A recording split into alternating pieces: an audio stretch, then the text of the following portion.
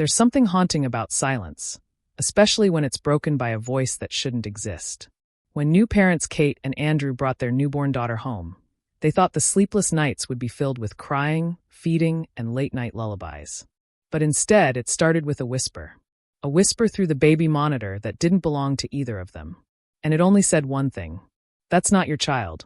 The first week after bringing baby Emma home was a haze of diapers, midnight bottles, and sleep-deprived bliss. Kate, still recovering from childbirth, spent most of her time curled in the nursery rocking chair, cradling their daughter under a warm pastel blanket. The room had been lovingly decorated in soft lavender tones, the walls lined with floating clouds and sleepy stars. It was perfect. Safe. Home.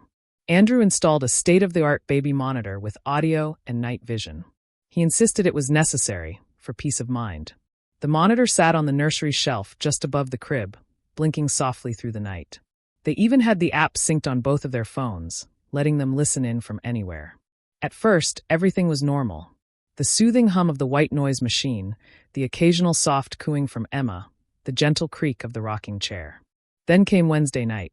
It was 2:13 a.m. when Kate heard it. She was in bed, the monitor app running on her nightstand. Emma had just finished a bottle and was peacefully asleep in her crib.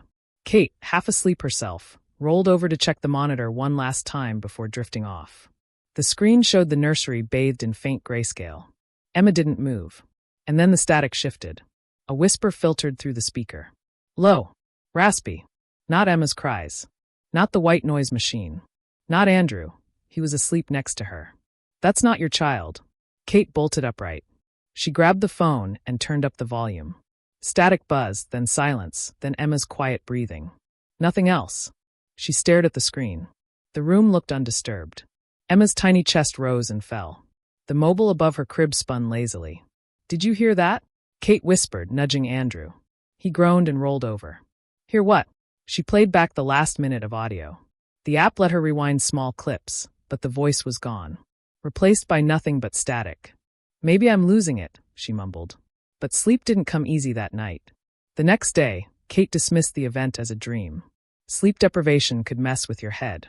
New moms often imagine things, or at least that's what every online forum kept insisting. Still, she couldn't shake the cold feeling that had crept into her chest when she heard that voice.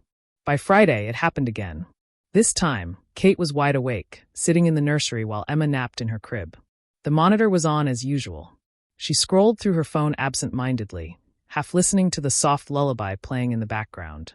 And then, without warning, the song stopped. It wasn't the white noise machine. It was the monitor itself, going dead silent. Kate glanced up. Emma stirred slightly, one arm twitching as if reacting to something unseen. Kate leaned forward, heart tightening. Then the whisper returned. No static this time. Clear as day. That's not your child. Kate froze. It was the same voice. Cold. Slow. Unnatural. She turned to look directly at the crib. Emma was still there. Sleeping. But the air in the room had changed. Heavier. Thicker. Like someone else was in there with them. Kate rushed to the crib and scooped up her daughter, holding her close. Emma's body was warm, soft, familiar. Her tiny fingers curled instinctively around Kate's collarbone. Emma, she whispered, trying to convince herself that everything was normal. But she didn't put her back in the crib that night. Saturday morning, Kate finally told Andrew. There's something wrong with the baby monitor, she began carefully. I keep hearing a voice. It keeps saying the same thing, that Emma isn't ours. Andrew blinked. You're just tired, Katie. You've barely slept since we brought her home.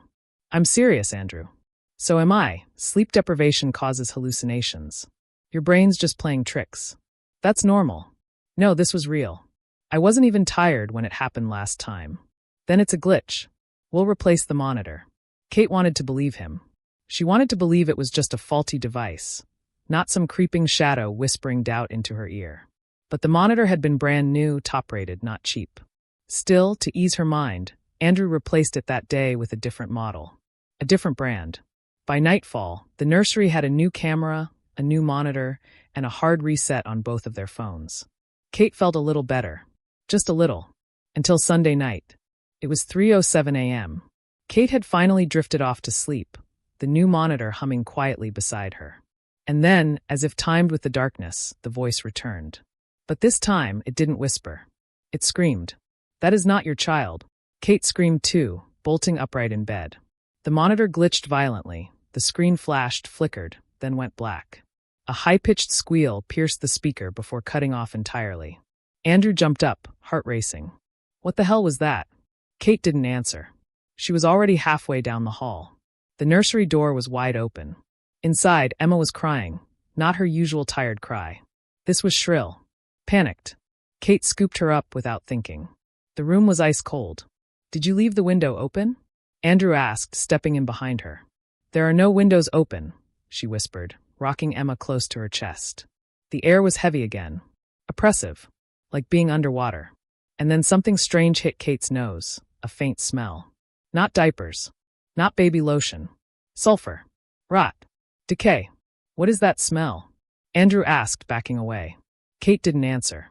Her eyes were locked on the baby in her arms. Because for a moment, just a moment, Emma's eyes opened. And Kate didn't recognize them. They were too wide. Too dark. And something behind them watched her. "Take her," Kate whispered, handing Emma to Andrew.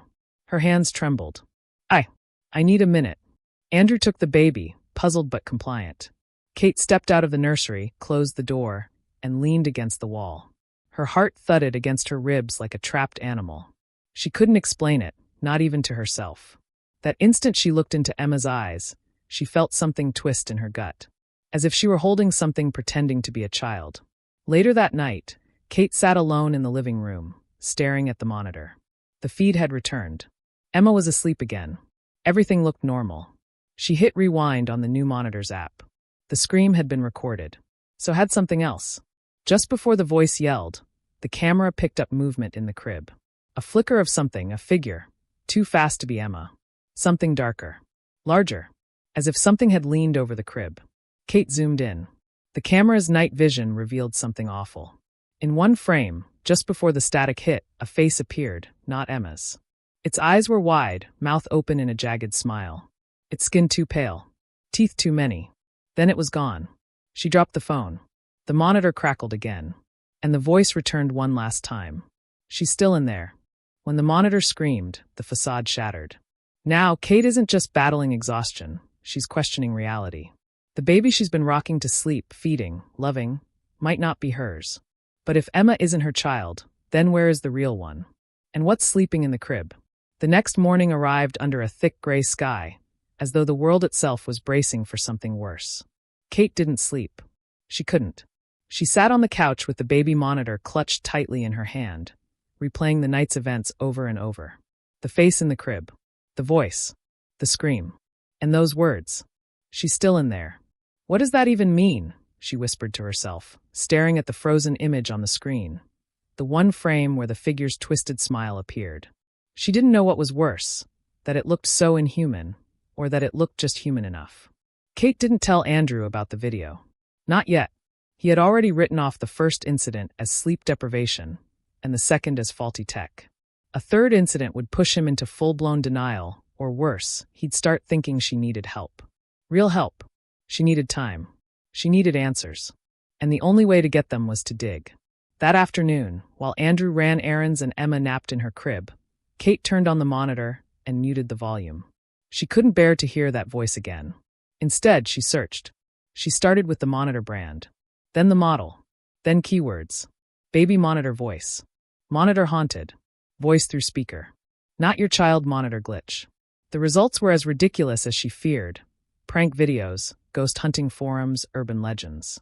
One Reddit thread had her attention though. Titled, "The monitor said my baby wasn't mine, then she disappeared." It had been posted a year ago by a woman named mommy_of_none. Her account was now deleted. The post was brief. "If you're reading this, believe me, I didn't imagine it. My baby girl was fine for the first 2 weeks. Then the monitor started whispering. It said she wasn't mine. At first I thought it was a sick joke or sleep deprivation. Then she started acting different. One morning she was just gone. But the monitor kept showing her in the crib, even when it was empty. I don't know what I have in my house anymore." The post had dozens of replies, most calling it fake. But one stuck out. A user simply replied, "You didn't take the warning seriously. Now you're raising something else." Kate's fingers trembled as she scrolled. Another comment read, "Watch the eyes. They always forget to fake the eyes." Suddenly, Emma cried from upstairs. Kate jumped, heart racing. Back in the nursery, Emma squirmed in her crib, fists clenched, face red with rage. But it wasn't the cry that unnerved Kate. It was the sound delay. The monitor, still open on her phone, hadn't picked up the cry until Kate was already in the room. A delay of nearly 10 seconds. That wasn't normal. She scooped Emma up quickly. Shush, it's okay." Emma's body went limp almost instantly, like a switch had been flipped. Her wails cut off mid-sob, and she looked up at Kate with wide, unblinking eyes. Dark. Still. Too still. And then a smile. Not the gummy, unfocused grin of a baby. This was deliberate. Calculated. Kate backed away, heart hammering. Emma's expression faded as quickly as it came. "What are you?" she whispered before she could stop herself. Emma blinked slowly, then reached up and gently touched Kate's cheek. That night, Kate waited until Andrew was asleep before sneaking into the nursery with her phone. She placed the monitor just outside the crib and closed the door behind her, leaving a narrow crack. She didn't want to be in there. Not really. But she had to try something. She sat in the hallway and turned up the volume. For 5 minutes, nothing but the whir of the fan and Emma's slow, even breathing. 10 minutes. The mobile above the crib spun lazily, casting moving shadows on the wall. And then a soft crackle. She sees. Kate held her breath. She's watching. Then a faint shuffle, like something dragging across the floor. Not in the crib. Near the closet. Kate leaned forward, squinting through the crack in the door. The closet was open. She hadn't opened it. The door creaked wider. The monitor buzzed louder. And then, a sound that chilled her to the core. A soft humming. Not Emma. An old lullaby sung in a cracked adult voice. "Rockabye Baby" in the treetop. Kate flung the door open and rushed inside. But the nursery was empty. Emma was gone.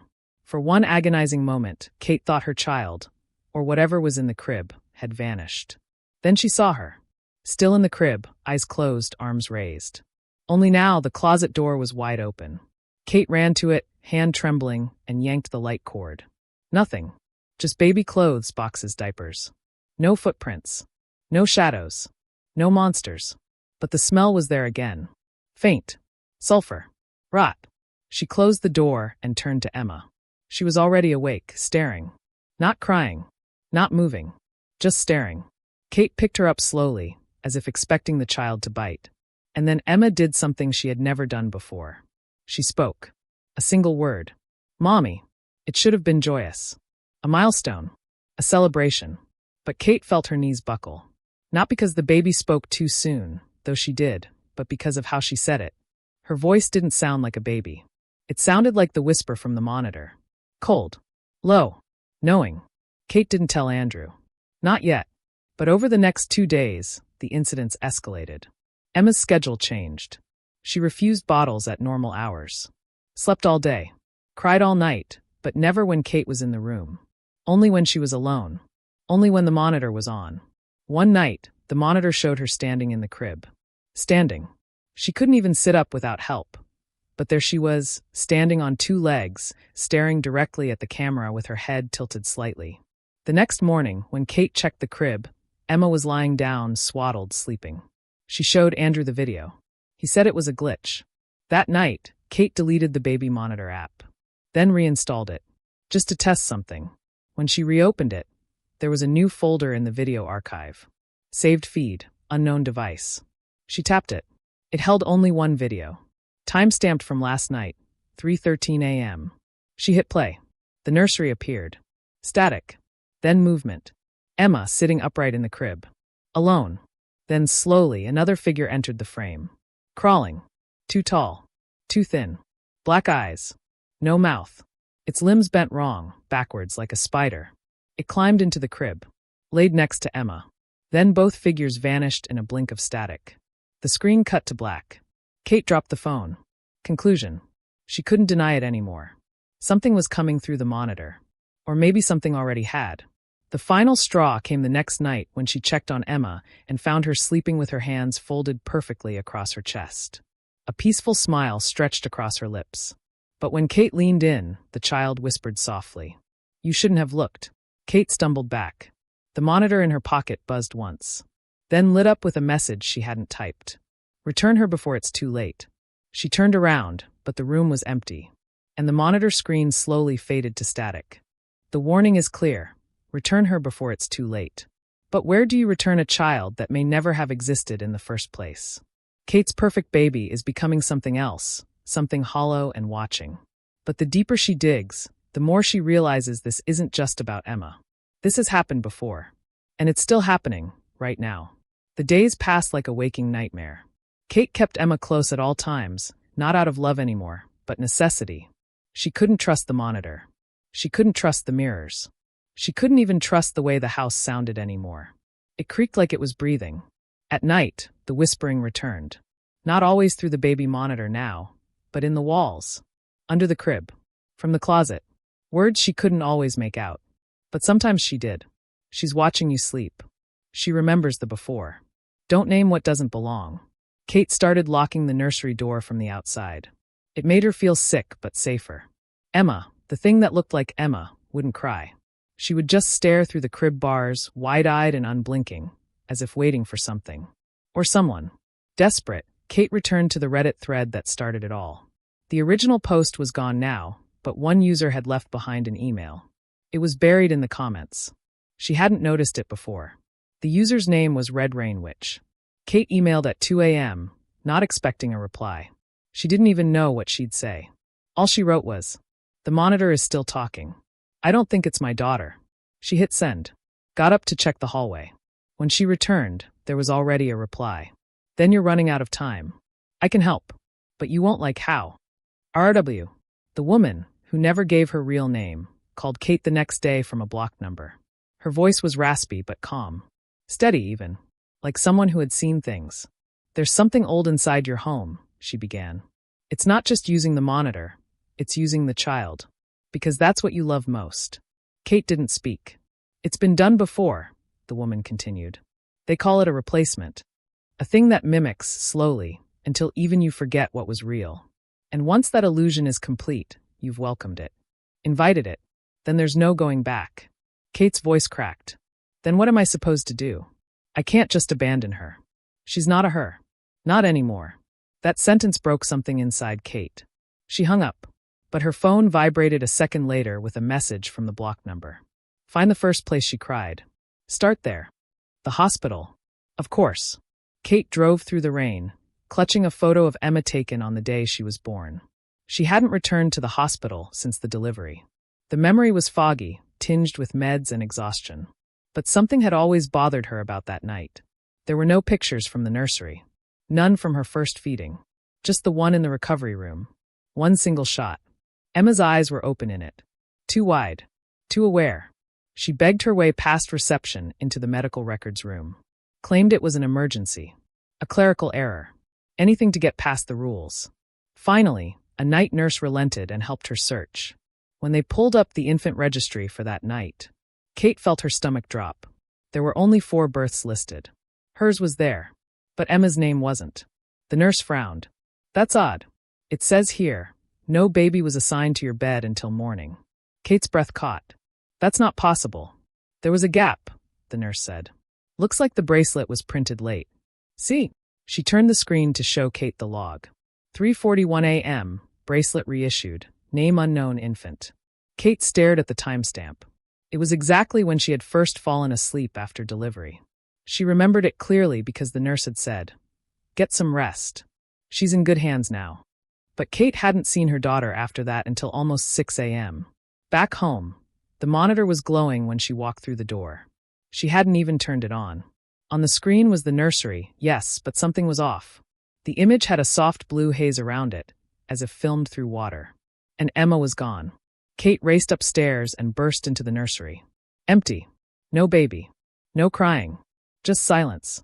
And then the mobile above the crib started spinning. The music box wound itself. The tune was slow. Warped. A child's voice whispered through the monitor. "You waited too long." Kate dropped the phone.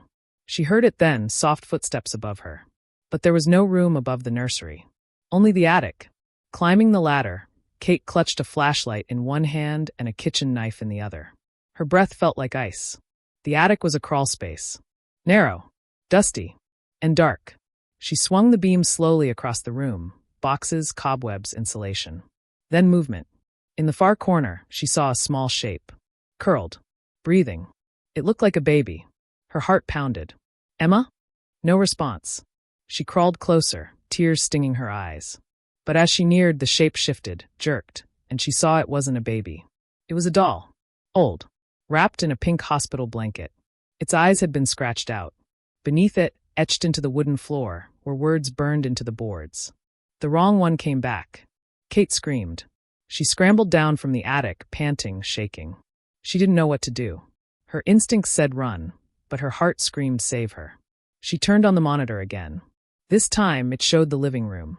And on the couch sat Emma, smiling. Except, Kate wasn't holding the monitor. It had been in the nursery. And then, Kate saw herself. On the screen, walking into frame. Holding Emma. Smiling. Waving. Kate stumbled back. Her voice whispered from the speaker. It's okay now. You can rest. I've got her. The house has taken her child. Worse, it has taken her.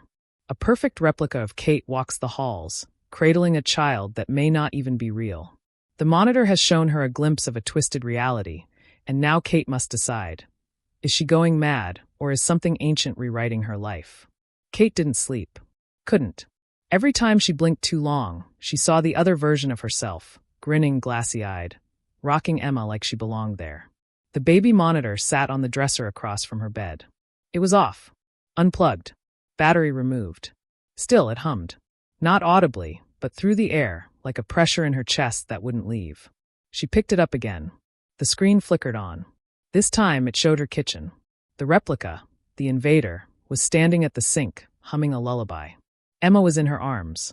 Her smile was stiff, her mouth moving just a split second behind the tune, as if someone was puppeteering her from inside. Kate screamed and threw the monitor against the wall. It didn't break. It bounced once and landed upright, still glowing. The lullaby kept playing. The next morning, Kate drove to the edge of town. She didn't know where else to go. The hospital had lied. The police would think she was insane. No one could see what she saw. And the more she tried to explain it, the more her memories felt like dreams. So she followed the only lead she had left. The woman, the one who called herself Red Rain Witch, had left a second message. This time it was a location. Whisper Pines, Lot 26. It was an abandoned trailer park, half swallowed by the forest. Most of the homes were gutted, windows broken, paint curled like old skin. Lot 26 was in the back. Nothing but a burned-out foundation. Kate stood there, confused. But then she saw it. The baby monitor. Propped up on a stump. Identical to hers. She approached it, trembling. As her fingers reached out, the screen lit up. A black and white feed showed a cramped nursery, one she didn't recognize. Then a voice, low and slow, came through the speaker. She was never yours to begin with. Kate fell to her knees. She didn't understand. Who was Emma, then? The voice continued. They've always needed a doorway. Love opens it. Devotion keeps it open. But doubt closes it. Kate stared at the monitor. What are you? There was a long silence. Then, I'm what's left behind when mothers forget. When grief makes space for something else. The screen flickered. Now it showed an old newspaper clipping. Local woman claims baby was swapped in hospital. Later found dead in attic. Kate gasped. The date was over 40 years ago. And the woman's face, she recognized it. The eyes. The mouth. It was her grandmother. Back at home, the replica was still living her life. Kate didn't go inside. Not yet. She watched through the window as the fake Kate made dinner, bathed Emma, read her a story. It looked perfect. But when the replica turned toward the glass, Kate saw it blink sideways. Like a snake. She knew what she had to do. She couldn't just take Emma back. She had to break the connection. Whatever was keeping the thing tethered here, it had to be destroyed. And that meant the original baby monitor. She snuck in after midnight, stepping lightly through the hallway. The air was heavy, buzzing. The replica was in the nursery, rocking Emma. Kate could hear her own voice singing a lullaby. It made her skin crawl. She found the monitor on the kitchen counter. As she grabbed it, something whispered in her ear. If you smash it, she'll be gone too. She turned. No one there. But the reflection in the window wasn't hers. It was the replica, smiling cruelly. Kate gritted her teeth. You're lying. The whisper came again. Try me. Kate ran. She bolted through the door, back to the woods, back to Whisper Pines. She dug a hole where Lot 26 had once stood. She placed both monitors inside, hers and the one from the stump. She poured lighter fluid over them and struck a match.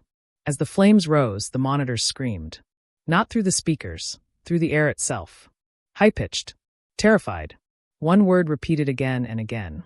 Mama-ea! Mama-ea! The flames flickered, then turned blue. Kate backed away, heart thudding. The fire pulsed like a heartbeat. Then, as suddenly as it started, it was gone. Nothing remained but black ash. When she returned home, silence greeted her. The replica was gone. Emma's crib was empty. Kate fell to the floor and sobbed. Hours passed. She didn't sleep. When dawn broke, she rose with trembling limbs and opened the nursery door once more. Emma was there, sleeping, peacefully, breathing. Kate stepped forward, unsure. She reached into the crib, picked up her daughter, and for the first time in weeks, Emma felt right. Warm. Real. Hers. Kate wept into the child's blanket. It was over. Or so she thought. That night, Kate left the nursery door open. She sat beside the crib, rocking gently, humming to herself. No more monitors. No more voices. But as she stood to leave, something shifted in the corner of her eye. The closet. It creaked open. Inside, another crib. Identical to Emma's. And inside it, a second Emma. Eyes open. Smiling. Whispering. I'm the real one. 2 cribs. 2 Emmas. 1 mother. After all the voices, visions, and vanished truths, Kate thought the nightmare was ending. Instead, it has only sharpened. The house demands a choice, and 1 child must remain behind. The doors slammed with such force that the sound echoed like thunder. Kate screamed and tried to open them, twisting the knob, banging, kicking. But they didn't budge. Inside the nursery, she heard soft laughter. Then 2 voices in perfect unison. Mommy! She fell to her knees. Her mind spiraled. This wasn't a haunting, it was something else. Something older. An ancient hunger. The baby monitor had been a doorway, and she had opened it. The house grew cold. Every wall felt like it was breathing. Kate could feel eyes behind the drywall, watching, waiting. She pressed her ear to the door. Whispers flooded her head. We showed you love. You fed it with doubt. 1 is ours now. Kate pounded again. No, you don't get to choose. She's mine. The whisper changed. Now it was her voice, her own, soft and venomous. Then pick. The door cracked open. Just a few inches. Enough for her to step through. The nursery looked the same. Soft lighting. Painted clouds. Stuffed animals perfectly lined on shelves. But something was wrong. The air had a thickness like syrup. Every movement felt slowed. And in the center, 2 identical cribs. Each held a child. Emma. And Emma. 1 was sleeping. 1 was staring directly at her. Kate's breath caught in her throat. Emma, she whispered. Both heads turned. Both arms reached out. Mama. Kate staggered backward. She didn't know how to choose. How could she? She dropped to her knees between the cribs and examined them. Same pajamas. Same mole under the left ear. Same warm, bright eyes. But one of them wasn't quite blinking right. The blink came a second too slow. A puppet playing pretend. Kate moved toward that crib. The fake Emma's mouth twitched. Her lips curled up, revealing teeth that were too sharp. Too wide. Then she whispered, I knew you'd pick her. The other child, still sleeping, opened her eyes. Black. Bottomless. Kate backed away, horrified. Neither of them were real. Suddenly, the walls cracked. Not like drywall, but like bone. The ceiling bent inward. From every crack, whispering poured into the room. She never existed. You made her up. A child for a mother that was empty. Kate screamed, hands over her ears. Shut up. I know my baby. I know she's real. The cribs dissolved into ash. The nursery peeled away like wet paper. Now she stood in an empty room. For white walls, no windows, no doors.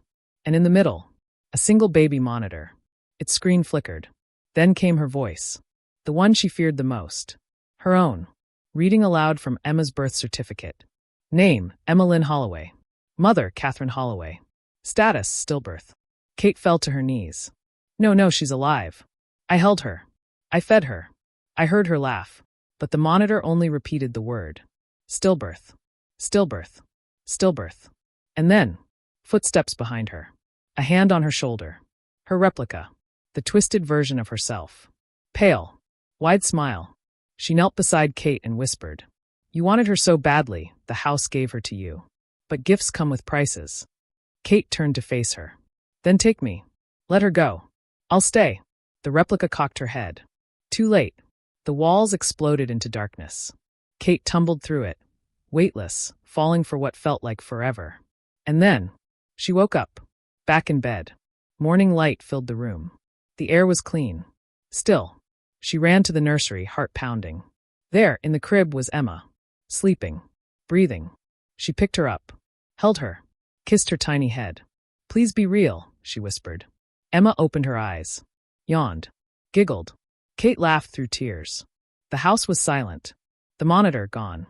It was over. 1 year later, Kate moved to a new home across the country. New furniture. New everything. Emma was growing. Beautiful. Healthy. She never spoke of the house again. Until her 3rd birthday. Emma sat on the floor, unwrapping presents. One box had no tag. No markings. Kate frowned. "Who's that from?" Emma opened it. Inside was a baby monitor, identical to the one from before. Kate screamed and grabbed it, ran outside and smashed it on the driveway. Emma stood at the window, smiling. Then she whispered, too quietly for Kate to hear, "You picked the wrong one."